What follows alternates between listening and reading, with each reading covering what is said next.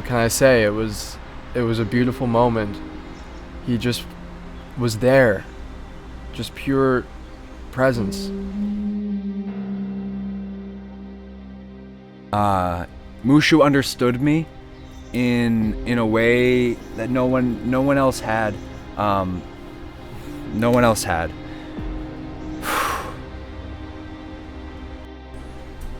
I hate it here. Please send help.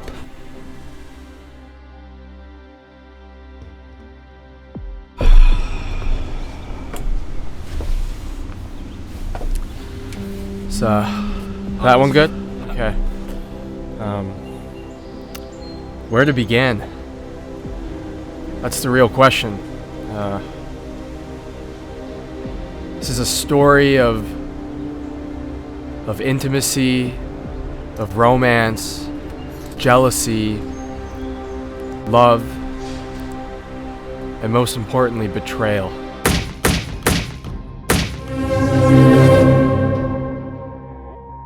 I first met Mushu. I'm sorry, this is it's just hard. Sorry, excuse me. I first met Mushu at Critter Hut. I was looking for sort of a beginner reptile, something I could keep in my small apartment. And I remember the first time I saw Mushu's face. He was just a little guy, about yay big. He looked up at me and almost telepathically said to me, "I want to come home with you." And I knew from that moment that we had something special. At first, my relationship with Mushu was cordial, I'd say, very incentive-based. It mostly just consisted of me, giving him food and bathing him and taking him out to go for walks, until one day I woke up in the middle of the night and found Mushu, and he was laying on top of me. And how he managed to escape his cage remains a mystery to this day. Him staring into my eyes, what can I say? It was a beautiful moment. We were both feeling the same way. It was profound. I felt the unity of two souls, and we were one. And that's how our relationship began. So I've known Johnny for a while. I've been living with him for like 2-3 months. Everything's going great. There's just this one little thing. This lizard, Mushu. This f***ing lizard. It's ruining everything. It really is. It's making my life a living hell. I f***ing hate him. Is that it?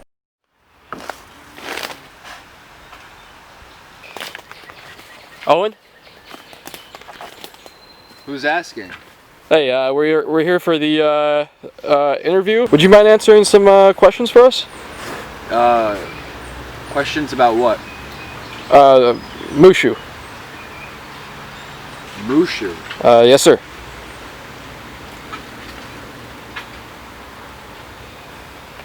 So, if it's all right with you. Sit down, come on. Mushu isn't a name I've heard in the past few weeks as I've been out here in the woods. But it doesn't mean I don't think about Mushu every day. It doesn't mean I don't spend time dreaming about Mushu in my sleep. It just means that I'm in the woods alone. It all started when I went to my friend Johnny's house. He invited me over. He said, "Owen, I just got this new pet, and I want you to come over and meet him." I didn't know what was in store for me. I expected a dog, a cat, a goldfish, a normal pet. But I go over, and what I saw surprised me in the best of ways. A beautiful, beautiful bearded dragon, amazing orange hue, scales like baby powder. I had had never seen anything so beautiful, not even a unicorn. Something inside of me changed, and John asked me, do you want to hold it? Do you want to hold Mushu? And I said to him, I said no. My heart fluttered a little bit. I wasn't in the place I could hold Mushu. So I left, and I didn't think too much of it. I realized something was different when I had gone to a party and I had met this cute girl. Yeah, so I met Owen at a party, and I wanted to talk to him because he was a cute guy and stuff, and the conversation was going well, and all of a sudden he just started going off, looking up to the distance. I really don't know what he was thinking about at all, but it looked like he lost interest when he started zoning out. I realized that I couldn't stop thinking about that beautiful orange creature. I couldn't get him out of my mind. And days passed, and I knew something had to happen. And I started going over to Johnny's house. I started making excuses to go to Johnny's house. My toaster broke, I need to use yours. I would come up with any excuse I could. But the truth is, I just went to see my friend. Maybe soulmate's a strong word, but my soulmate. Owen started to hang around the house a lot more. And he would begin to help Mushu with the dishes after if I cooked a big dinner. He would take out the trash whenever Mushu would do the same, and it was very odd. It was almost like he was trying to seize any opportunity he could to be alone with Mushu. It got to the point where I wouldn't even go to John's house when he was there. His roommate would let me in, and I would just go over to Mushu's cage and take him out, and we'd talk. We'd tell each other things that we didn't tell anybody else. It was an emotional revolution. I started pushing other people away.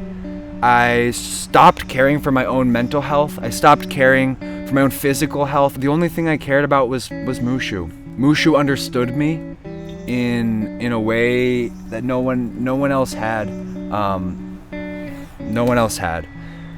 I think the moment I realized that I was being cheated on was when I came home and found, I'm sorry, this is tough. I found Mushu and Owen holding hands, and they quickly ceased once I came through the door. I've never cried so hard in my life. He was pissed. I think he had some strong feelings for Mushu too, and I tried to help him feel better, and he kicked me out of his house. I knew in that moment my time with Mushu was done, because Mushu looked at me, and what he told me is that we can't do this anymore. I never had such a strong, romantic, platonic, emotional connection with someone or some animal, some lizard. But he's not just some lizard, no. And I left, and that was it. Shortly after I found out what was happening, Owen had apologized, but it was too late. And I woke up one morning and I got out of bed like usual, and I walked over to Mushu's cage, and I noticed that he had some bags ready, and he had packed up his kale and a couple other little trinkets from his tank, and he was ready to go. What was I to do? Sit there and beg on my knees? I mean, I did, but he still left. And that was the last time I saw Mushu. He blocked me on Facebook. I'm pretty sure he blocked me on Instagram too. Most social media. Although I can still see his Twitter, but that's pretty vacant with posts. He never used Twitter that much. He wasn't a Twitter kind of guy. I hear through the grapevine that he's moved on. He's got somebody new. I know it's not Owen, because Owen really went off the deep end, and he was really upset. I ended up camping out in the woods here behind John's house. I've been here for weeks now. I've kind of lost track of time, and I'll sneak into his house and steal raw bacon when he's asleep, because I gotta eat. I think about little Mushu, Mr. Moogly, but I know our time's over, and it's okay. Last week I bumped into John, actually out in public, and I said, "Hey, how's Mushu?" Little Moobs. John said that Mushu left. Mushu's on to other things now, and we moved on, and what I realized through that is that friendship is the most important thing. I think that our friendship is returning to normalcy. He doesn't know that I'm living behind his house. That's not something I told him, but I might eventually. I don't know. What happened with John, with the betrayal and the learning, has all instructed me that friendship is more important than love, and that you can't have a fish without water. I don't know. It gets to the point where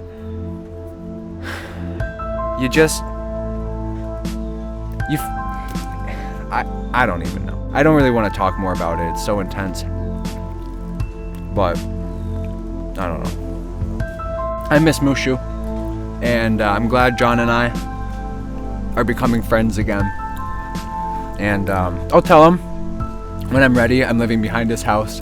Honestly, I wish the best for Mushu too. I hope he's doing well. He's a good kid.